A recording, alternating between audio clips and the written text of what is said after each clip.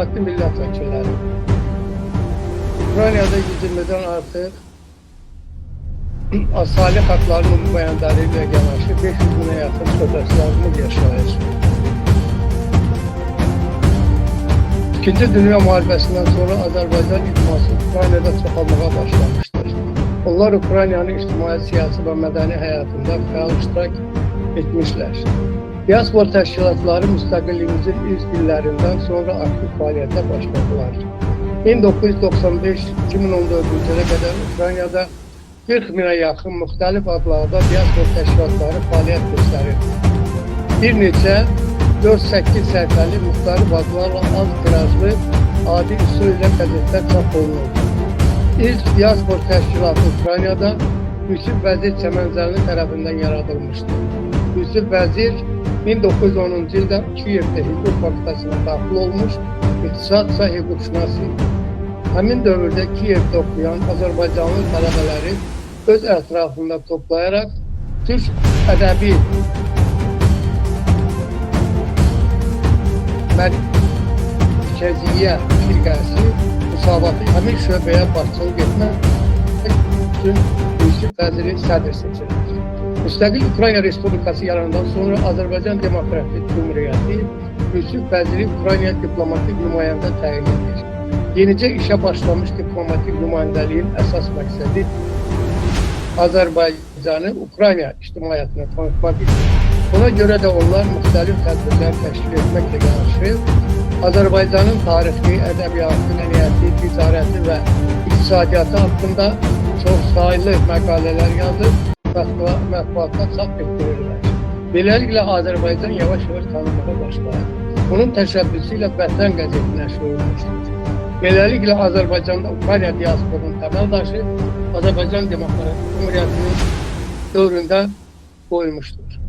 Hörmətli millət vəkilləri, 2008-ci ildə Ukraynada Dünya Azərbaycanlılar Konqresi təsis olundu. Təşkilatın üzvləri və rəhbərliyi ölkənin ictimai və siyasi həyatında fəal iştirak etməyə başladılar. Takım nümayəndələri Ukraynada yaşayan asali xalqların Dövlət Komitəsinin üzvlüyünə qəbul olundu.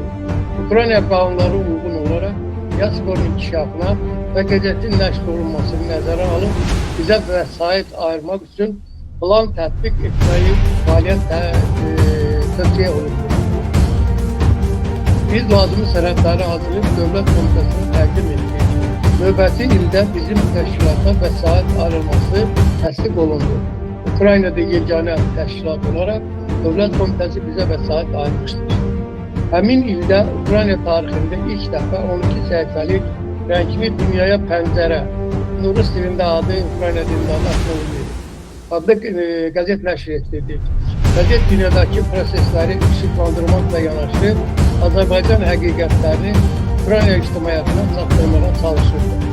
Qəzetimiz çapdan çıxan kimi hər biri 5 nüsxa olmaqla Ukrayna dövlət qurumlarına,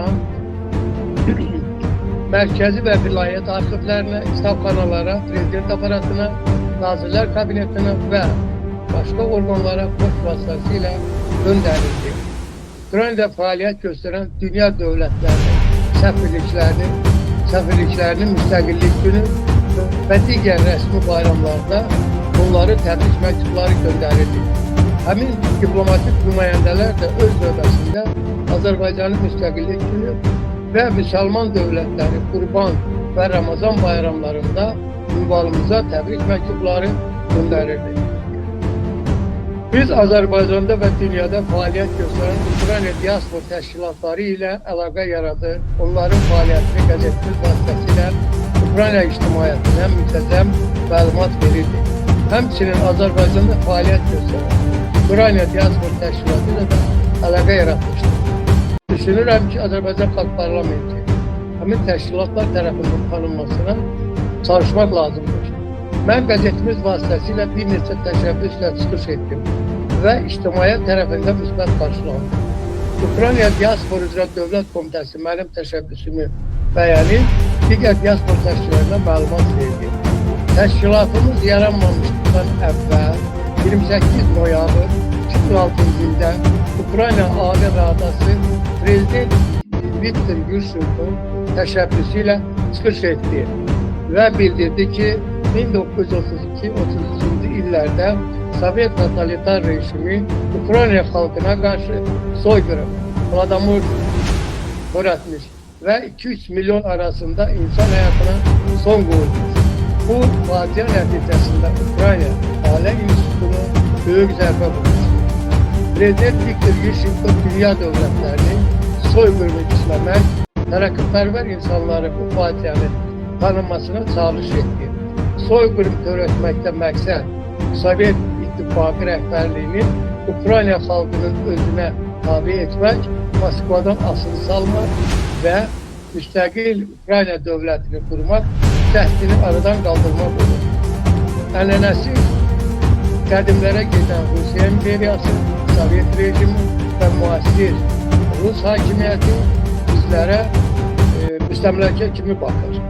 2006-cı ildə Kiyev Apellyasiya Məhkəməsi Holodomorun soyqırım olduğunu, Stalin, Molotov, Kosygin və başqalarının Ukrayna millətinin bir hissəsini məhv etmək niyyətində olduğu barədə qərar çıxartdı. Sovet rejiminin Ukrayna xalqına qarşı soyqırım törətməkdən məqsədi də olmuş. 1. Ukraynada ailə institutunu məhv etmək. 1932-33-cü illərdən əvvəl çox uşaqlı ailələr mövcud idi. Bugün də Ukraynada əksər ailələrdə bir və iki uşaqdan kifayətlənirlər. 2. Ukrayna xalqının müstəqil dövlət qurmaq fikrindən uzaqlaşdırmaq. 3. Şəhər əhalisi ilə kənd əhalisi arasında nifaq salmaq. 4. Əhalinin Ukrayna əhalisinin 65% kənddə yaşadıqlarını nəzərə alıb, şəhər əhalisinin dünya görüşündən xəbərdar olmamasının qarşısını almaq. 5. Soyqırım davam etdirən müasir Rus hakimiyyəti heç bir səbəb olmadan bugündən Ukrayna ərazisinin bir hissəsini işğal etmişdir. 6. Bugün insanlığa qarşı ən böyük cinayətlərdən biri hesab olunan soyqırım tərəqqipərvər bəşəriyyət tərəfindən lənətlənməlidir. Dünya Azərbaycanlılar Konqresi adından 9-12-ci ay 2008-ci ildə Azərbaycan Respublikası Milli Məclisinin sədri Oqtay Əsədova müraciət olunmalıdır.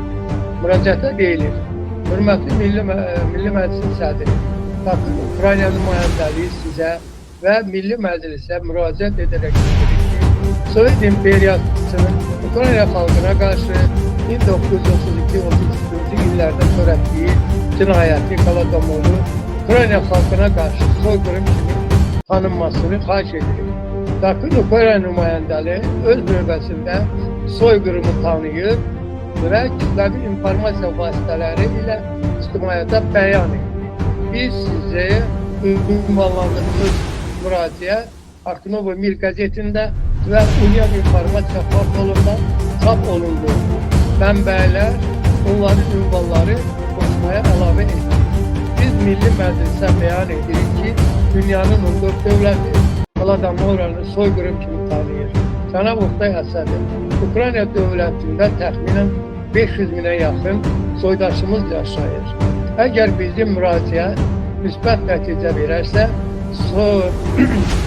soydaşlarımızın ruh yüksəliyi yaranar, Ukrayna ictimaiyyəti və siyasi həyatında nüfuzumuz artmış olar. Beləliklə biz ölkədə, Ukraynada lobbiçilik fəaliyyətini formalaşdırmasına zəmin yaratmış olar. Müraciətin Milli Məclisin ünvanına və müraciətin əslini rəsmi sənəd kimi poçt vasitəsilə Azərbaycan Respublikasının Milli Məclisinə yola saldı. Bugünə kimi cavab yoxdur. Bunları nəzərə alıb Azərbaycan Xalq Parlamentinə müraciət etməyi özümə borc bilirəm və sizlərin nəzərinə çatdırıram. Ümidvaram ki, Azərbaycan Xalq Parlamenti mənim müraciətini münasibət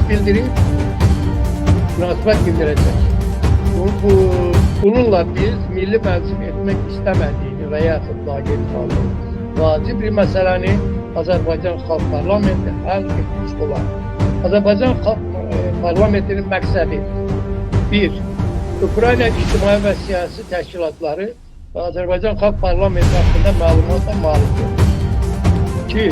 Ukrayna Kitabı İnformasiya vasitələri ilə verilən məlumatlar Azərbaycan Xalq Parlamentinin təbliğinə səbəb olur.